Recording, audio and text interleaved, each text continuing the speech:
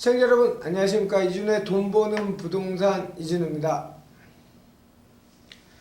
자, 오늘도 우리 시청자 여러분들 귀를 재밌게 재밌는 주제를 갖고 그런데 오늘은 좀 저도 약간 겁이 나네요. 이게 과연 3년 뒤에 저희를 보셨을 때 맞는 주제인지, 자 어떤 주제인지 우리 이야기를 같이 풀어 주실 분 시청자 여러분께 소개해 드리겠습니다. 늘 제 곁에서 여러분께 좋은 정보 주신 분입니다. 주식회사 도시화공간 곽창석 대표 나오셨습니다. 안녕하십니까? 네, 안녕하십니까. 곽 대표 이거 저희 해도 되나요 오늘?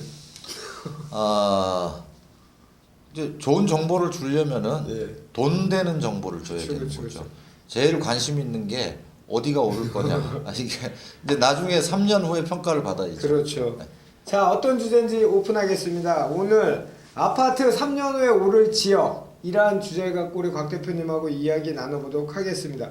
3년 후에 강남은 여전히 잘 오르지 않을까요? 어떻게 보세요? 글쎄요. 저는 이제 강남도 물론 오르겠지만은 예. 이제 수익률 면에서 보면은 강남은 지금 워낙 돈이 많이 들기 때문에 그렇죠. 오르긴 오르더라도 수익률은 그렇게 높지는 않을 것 같아요. 예를 들면 지금 한강변에 뭐 강남 아파트, 압구정, 반포 이런데 네. 아파트 한 채 살려면 최소 10억이고 그렇죠. 보통 15억은 있어야 삽니다. 맞아요. 예. 그러면 뭐 10억 들여서 샀는데 뭐 5억이 올랐다 한들 예. 수익률로 따지면은 50%뿐이 안 되잖아요. 그렇죠. 근데 예를 들면 1억 들여 샀는데 2억이 올랐다 하면 200% 수익이 되는 거죠. 근데 우리가 여기서 이제 간과하면 안 되는 게 우리가 저번 시간에 곽 대표님하고 얘기했잖아요. 안전자산으로서의 서울 아파트 값을 얘기했는데 이제 이렇게 그 사회적인 격변은 아닌데 굉장히 많이 트랜스포 이게 바꿔가는 과정에서 안전자산에 몰리는 이제 예를 들면 금을 찾는다든지 다른 이렇게 재화를 찾을 때 이런 것처럼 부동산도 이제 그쪽으로 좀 몰리는 그런 심리도 일부는 인정을 하고 이야기를, 그러니까 단지 수익률로만 갖고 얘기할 것이 아니고 그 안전자산으로서의 서울 아파트, 강남 아파트 뭐 이렇게 접근해 볼 필요도 있을 것 같은데요. 그렇게 봐야 되죠. 맞는 말씀이에요. 얼마나 수익률이 날 건가도 중요하지만 예. 손해보지 않는 것도 예. 중요하거든요. 대부분 느낌상 그래 서울 아파트는 지을 땅도 없고 글쎄 떨어지지는 않을 것 같다. 예. 이런 느낌을 가지고 있으니까 돈이 좀 들어도 서울 아파트에 이제 투자를 하고 살려고 하는 무리해서 네, 그런 건데 제가 늘 뭐 지난 20여 년간 계속 말씀드리는 거지만은 이 지금 이제 부동산 규제가 본격적으로 시행이 되잖아요. 그렇죠. 그러면 이 부동산 규제는 그 시장의 양극화나 차별화를 불러오는 게 아니고 시장의 평준화를 불러옵니다. 예를 들면 불과 10몇 년 전으로 돌아가서 생각해 보시면은 2000년대 초에 이제 외환위기 터지고 나서 이제 얼마 안 있다가 2001년경부터 이제 뭐 서울 아파트 값부터 서울 집값 막 뛰기 시작합니다. 예. 그때 굉장히 격차가 많이 벌어졌어요. 예. 서울 아파트 값이 3배 뛰는 동안에 예. 외곽 지역들은 거의 움직임이 없었어요. 예. 뭐 예를 들면 외곽에 뭐 남양주니 김포니 시흥이니 이런 쪽들은 당시에 이제 90년대 말 2000년대 초에 평당 한 300만 원, 400만 원 했었어요. 근데 그 가격이 그대로 유지되다가 이제 본격적으로 규제가 시작된 게 2003년, 4년, 5년 규제를 하고 나니까 2006년, 7년에 가면은 대부분의 지역 평당 3, 400 하던 것들이 대부분 평당 900, 1000으로 다 뛰게 돼요.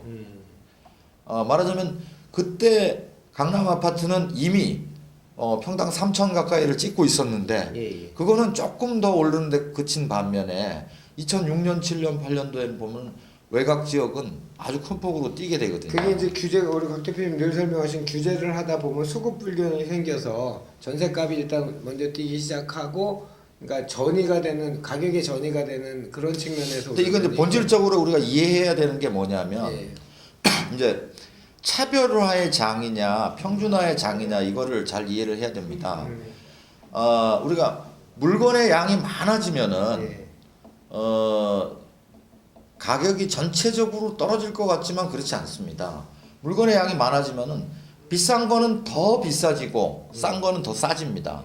근데 물건의 양이 많지 않으면은 어떤 일이 벌어지냐면 전체적으로 품질이 좋은 거건 나쁜 거건 비슷하게 가격이 오르는 경향이 있어요. 이걸 일종의 평준화라고 볼 수 있는 거죠. 비싼 거는 가만히 있는데 싼 것들이 오히려 가격이 더 오르는 결국 이런 평준화장은 부동산을 계속 규제하면 평준화장으로 가게 됩니다. 집을 못 짓게 하고 여러 가지 세금을 올리고 거래를 못하게 하고 이렇게 하면은 결국 집을 지을 수가 없잖아요. 네. 그러면은 품질이 나쁜 저가의 주택들이 오히려 가격이 더 오르는 경향들이 있어요. 말하자면 이제 선호도로 따져서 선호도가 떨어지는 외곽 지역들 또 다세대 뭐 이런 것들이 오히려 가격이 상승폭이 더 커지는 경향들을 갖게 되거든요. 그럼 요거 조금 풀어서 한번 얘기해 보세요. 부동산 규제를 하면 할수록 양극화가 한다는 게 일반적인 생각일 텐데, 그러니까 좋은 지역은 더 안전자산 일종의로서 선호를 더 하고 외곽 지역은 더 가격이 빠질 것이라는 게 이제 일반적인 시각이라 보여지는데, 어떤 경험치나 어떤 그 근거를 갖고 양극화하는 시장이 평준화가 온다는 거죠? 그러니까 이제 양극화가 온다는 거는 예. 이제 비싼 거는 더 비싸지는 거죠. 그렇죠. 또 싼 거는 제자리 걸음하거나 예. 오히려 더 그 낮아진 가격이 예. 낮아지는 그런 현상인데 이 규제 정책을 하는 초기에는 안전자산에 대한 선호가 높기 때문에 예. 오히려 강남과 같은 뭐 이미 올랐지만 여기는 안전하다. 그래도 떨어질 것 같지는 않다 하는 쪽으로 몰리게 돼요. 양극화 쪽으로. 예, 초기에는. 처음에는 예, 예. 규제 초기에는 예, 예. 그러나 시간이 지나면은 결국 공급자들이 볼 때는 이런 규제 상황 하에서 집을 짓는다는 행위가 굉장히 위험해지거든요. 그렇죠. 그러면 이제 집을 안 짓게 되면 나중에 어떤 현상이 벌어지냐면은 전세가라든가 월세 가격, 임대 가격이 뛰게 돼 있어요. 예. 전체적으로 그렇게 되면 이제 점점 안전자산이 아니라고 생각했던 외곽 지역 아파트라든가 또는 이 다세대라든가 이런 것들조차도 전세가 자꾸 올라가니까 매매가하고 붙어 있다가 매매가를 밀어 올리는 경향들이 생기는 겁니다. 그렇게 되면서 그러나 이제 서울 같은 데는 이미 이제 갭이 벌어지기 시작했잖아요. 예. 전세가는 별로 안 오르는데 매매가만 계속 올라 있는 상태잖아요. 예. 그래서 서울은 이제 전세가가 어지간히 올라도 매매가를 크게 밀어 올리지 못하지만은 그렇죠. 이게 갭이 붙어 있는 곳들은 바로 밀어 올려 버리는 거죠. 그게 규제를 했을 때 한 3년 정도 지나면은 나타나는 현상들이에요. 그러니까 규제의 초기 단계에서는 양극화가 어느 정도 벌어지지만은 실제 그 규제가 시행되고 한 3년 정도 지나면은 시장이 그런 식으로 평준화로 반응한다는 거예요. 그런 시기가 말하자면 과거에 2006년, 7년도 같은 데 보면은 막 외곽 지역들이 뛰면서 뭐 경기도 고양시라든가 뭐 용인이라든가 남양주라든가 김포라든가. 네, 김포 이런 데 다 평당 한 300, 400 하던 데들이 다 평당 1,000만 원 가까이로 예. 뛰게 되는 그런 현상이 이번에도 똑같이 반복될 거라고 저는 생각합니다. 근데 이제 한 가지 조금 우려스러운 건 뭐냐면, 그때 이제 뭐 어떤 지역이라기야 일산 같은 경우에, 고양시 같은 경우에는 그때 분양가가 원체 고분양가로 책정이 되다 보니까 2016년 초 15년 말 새로 신규 분양하는 가격, 그러니까 얼마나 높은 분양가였냐면 그때가 고분양가냐, 이제 분양한 가격하고 그것도 일부 지역만 비슷하고 아직도 더 높더라고요. 그러니까 하나 걱정되는 건 이제 그런 거죠. 시장에서 자정을 하면은 선택을 못 받는 가격이 나오면 시장에 선택을 초이스를 안 할 텐데, 지금 1,000만 원이 사실 넘어가는 게 굉장히 비싸지 않습니까? 서울 수도권 전부 다 이렇게 봤을 때. 근데 이렇게 됐을 때 이 가격이 너무 높은 측면, 이런 측면은 또 어떻게 보세요? 근데 이제 공급이 이루어지려면은 결국 이제 땅값과 건축비와 각종 부대 비용 세금을 예, 포함해서 그 다음에 이윤이 남아야 되거든요. 그렇죠. 근데 지금 그 아파트를 이렇게 공급해 보면은 실행 단가들이 예. 이제 뭐 브랜드에 따라서 좀 다르긴 하지만은 그 3.3 제곱미터당 예. 건축비가 한 400만 원 정도 됩니다. 예. 뭐 규모에 따라 다르고 다 다르지만 그렇죠. 이건 이제 연면적 대비한 거기 때문에 이거를 분양 공급 면적으로 환산하면은 예. 곱하기 1.4 정도를 해줘야 돼요. 예. 그래서 부대 비용 포함하면은 대체로 땅값이 0이라고 하더라도 예. 한 평당으로 따지면은 공급가가 700만 원 가까이 됩니다. 그러면 거기에 대한 이제 땅값을 또 집어 넣어야 되잖아요. 그렇죠. 그러면은 사실 분양해서 금융비용까지 포함해서 이윤을 남길 수 있는 가격에 도달해야 공급이 되는데 대체로 아까 말씀하신 2007년 8년도에 아주 고분양가로 했던 그런 그런 곳들이 그 가격을 유지하지 못하고 있어요. 그 뭐 할인해가지고 작게는 20%, 그렇죠. 많게는 한 40% 정도 이렇게 할인한 상태에 미분양이 아직 완전히 끝난 게 아니기 그렇죠. 때문에 그 가격이 해당 시장의 선도 가격의 역할을 하고 있어요. 그 가격이 기준이 돼서 현재 형성된 시세니까 지금 신규 분양이 어지간한 지역에서는 그렇게 고분양했다가 미분양으로 남아있는 지역에서는 신규 분양이 나올 수가 없어요. 그렇죠. 현재는. 그러나 지금 이제 서서히 시도가 되고는 있어요. 시도가 되는데 나오는 신규 분양가들은 이제 그 미분양의 무게와 이제 신규 분양의 가격 선도력이 경쟁을 하는 거예요. 이게 말이 좀 어려울 수도 있는데 미분양은 무겁습니다. 예. 근데 이제 미분양이 기준 가격이 돼 있는 상황에서 이제 신규 분양이 나왔을 때 신규 분양가의 프리미엄이 치고 올라가면은 예. 자연스럽게 미분양 가격을 견인해서 올라간다는 거고 그게 뭐냐면 미분양이 팔린다는 뜻이에요. 그렇죠. 근데 지금이 딱 그럴 단계까지 와 있는 거예요. 거의 중공업 미분양들은 끝나가고 있고 신규 분양들이 서서히 이제 나오기 시작하는 그런 상황에 이제 규제가 시작된 거거든요. 이제 분양가 상한제도 한다고 하고 그래서 한 뭐 앞으로 1년 반에서 2년 정도는 팽팽한 균형이 이루어지겠지만은 한 2년 정도 지나고 나면은 이제 신규 분양들이 나올 때 신규 분양가의 가격 선도력이 더 강해진다는 뜻이에요. 예. 그때부터 이제 제대로 예전과 같은 거품이 다시 발생된다고 저는 보거든요. 그리고 이 주택 가격이라는 게 거품이지 뻔히 알면서도 끌려갈 수뿐이 없어요. 그래서 시장 기능에 맡겨야 된다는 게 뭐냐면 규제가 거품을 더 키우는 측면이 있다는 거예요. 그렇죠. 시장에 맡겨 놓으면은 시장 기능에 의해서 거품이 어느 정도 발생되다가 스톱돼 버리는데 규제가 강하다 보면은 거품이 뻔히 발생되는데도 규제 때문에 공급을 못 하고 이래서 거품을 더 키워버리는 과거부터 계속 그렇게 그게 진행이 되고 이제 있거든요. 요즘 뭐 정당의 대표가 얘기해서 이게 회자가 되고는 렌트 시킹이라고 하는 지대 추구론. 예. 지대추구. 이 규제가 많을수록 정부가 개입을 많이 할수록 불로소득을 보고 싶어하는 불특정 다수가 많이 생긴다는 거죠. 뭐 우리가 정치 얘기는 안 하더라도 뭐 로비를 한다든지 이런 새 구멍이 점점 많아지는 거. 좋습니다. 이 시간이 벌써 갔는데 결론을 내셔야지. 3년 후에 오를 지역이잖아요. 그러니까 제가 이제 앞에 너무 말씀을 길게 드렸는데, 예. 그러니까 우리는 뭐 이렇게 그 본질을 이해를 해야 돼요. 많이 적고 이런 게 중요한 게 아니고, 저는 아무것도 안 적잖아요. 예, 저는 적고 있어요. 본질적인 게 뭐냐? 예. 지금 수익률로 바라본다면은 이제 평준화가 되고 전세 가격이 오르고 이런 시기가 온다면은 지금 외곽 지역에는 거의 그 갭 투자 가능한 시점이에요. 예. 보면은 뭐 매매가도 거의 안 올랐고 서울은 갭이 굉장히 커져 있지만은 그렇죠. 그래서 지금 외곽 지역 우리가 보통 이제 부동산 투자 뭐 갭 투자 이런 걸 한다면은 적어도 한 3, 4년 정도는 해야 되거든요. 그럼요.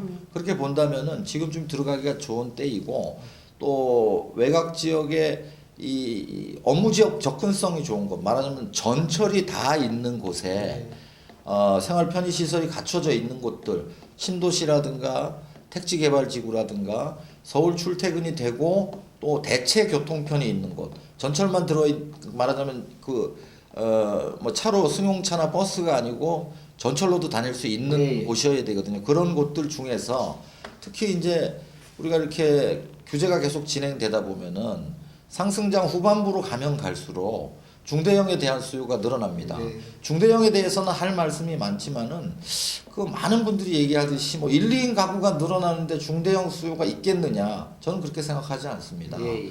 지금 중대형 수요층이 역사상 가장 많다고 봐도 돼요. 71년, 70년생들. 그러니까 70년대생들이 지금 중대형의 주력 수요층으로 떠오르고 있거든요. 예, 맞아요. 근데 중대형 아파트는 거의 공급이 된 바가 없어요. 너무 적게 공급이 됐어요. 지난 10년간 거의 공급이 안 됐기 때문에 오히려 과거 2007, 6, 7, 8년도의 중대형 전성 시대보다도 더 강한 중대형 상승장이 저는 기다리고 있다고 보거든요. 그래서 지금은 외곽 지역들 중에서도 이게 좀 기반 시설이 돼 있고 전철이 닿는 곳 중에서 또 업무 시설과의 접근성이 좋은 곳, 또 새롭게 일자리가 생기는 곳 이런 곳 주변에 있는데 중대형이 많이 밀집돼 있는 곳들 이런 곳들이 제가 볼 때는 가장 가격이 핫하게 오를 수 있지 않겠는가. 자, 시청자 여러분, 뭐 앞에 거는 쭉 다 많이 들어보신 얘기죠. 업무지역 접근성이 좋고 신도시나 택지개발 예정지구, 택지개발지구나 대체 접근성, 교통편이 좋고 거기에 또 일자리 창출 지역. 여기에 이제 곽창석 대표만의 그 본인의 이제 주장이 들어가는 거죠. 중대형 밀집 지역이 모여 있는 지역. 한번 찾아보세요. 어딘지. 그래도 한두 군데만 얘기해 주시죠. 아, 이게 지역에 대해서는 이게 얘기를 해버리면은 그 지역이 왜곡되는 경향이 있어요. 오케이, 알겠습니다. 요 그래서 정도만 뭐 그런 거는 뭐 상담이나 강의를 세미나, 통해서 네, 세미나를 세미나도 통해서 제가 있으시니까. 말씀을 드리도록 하겠습니다. 자, 곽 대표님이 원체 요청이 많아갖고요. 제 세미나는 저는 이제 토지 세미나 주로 하고 곽창석 대표는 이런 시료 세미나를 계속 서로 진행하니까요. 와서 좀 좋은 얘기 들으십시오. 들으시고 매일 어디 이렇게 공부하러 다니지 말고 듣고 판단해서 맞다면 실행을 하셔야 시장 참여자가 되셔야지 계속 시장 미참여자가 되면 계속 참여 못 하십니다. 자, 오늘도 아파트 3년에 오를 지역이란 아주 좀 센 주제를 갖고 얘기를 나눠봤고요. 우리 곽 대표님은 오늘 좋은 얘기 많이 하셨어요. 뭐냐면 부동산 규제가 계속 될수록 시장의 양극화가 아니고 평준화가 이루어질 거고 그거의 주력은 바로 임대가 상승이 예. 밀어올릴 것이고 그 다음에 뭐 시장의 선도 가격 선도력이 신규 분양이 미분양 가격을 끌어올릴 것이다. 뭐 이런 얘기 하셨고요. 하여튼 오늘 3년에 오를 지역 아까 팁 드렸어요. 거꾸로 하겠습니다. 중대형 밀집 지역. 그 다음에 왜냐면 70년, 71년이 저희 선배들 58년 개띠들보다 더 많죠. 그렇죠. 58 개띠보다 70 개띠가 좀 더 많죠. 그러면 40대 중후반 이제 그 나이 예. 들어가니까 아이들도 좀 뭐 고등학교 가고 뭐 이 정도 되니까 수요층이 많아지는데 너무 공급이 없었다. 우리 곽 대표님과 저거는 굉장히 합리적이에요. 왜냐면 수요와 공급의 법칙에 의해서 말씀을 드리는 거잖아요. 그럼요. 예, 예. 좋습니다. 오늘도 좋은 정보 됐기를 바라고요. 또 됐을 겁니다. 됐을 거고 다음 주 우리 이진우의 돈 버는 부동산 대표님과 또 찾아뵙도록 하겠습니다. 오늘도 수고하셨습니다.